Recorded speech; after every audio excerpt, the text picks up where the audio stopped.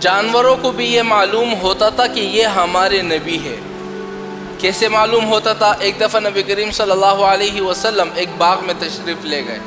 صحابہ کہتے ہیں کہ ہم سب نبی کریم صلی اللہ علیہ وسلم کے ساتھ موجود ہیں، تو ہم نے کیا دیکھا کہ ایک اونٹ دوڑتا ہوا آیا اور نبی کریم صلی اللہ علیہ وسلم کے پاؤں پہ سر رکھ کے رونے لگا، روتا رہا روتا رہا روتا رہا۔ پھر ہمارے نبی نے اس اونٹ کے سر پہ یوں ہاتھ پھیرا، اسے تسلی دی، پھر وہ چپ ہو گیا۔ پھر نبی کریم صلی اللہ علیہ وسلم نے صحابہ سے فرمایا کہ اس اونٹ کے مالک کو بلا کر لاؤ۔ صحابہ گئے، اس اونٹ کے مالک کو پکڑا اور نبی کریم صلی اللہ علیہ وسلم کے پاس حاضر کر دیا۔ تو نبی کریم صلی اللہ علیہ وسلم نے اس مالک سے فرمایا اشتقاہا، تمہارے اونٹ نے مجھے شکایت کی ہے کہ تم اس سے کام زیادہ لیتے ہو لیکن کھانے کو کچھ نہیں دیتے۔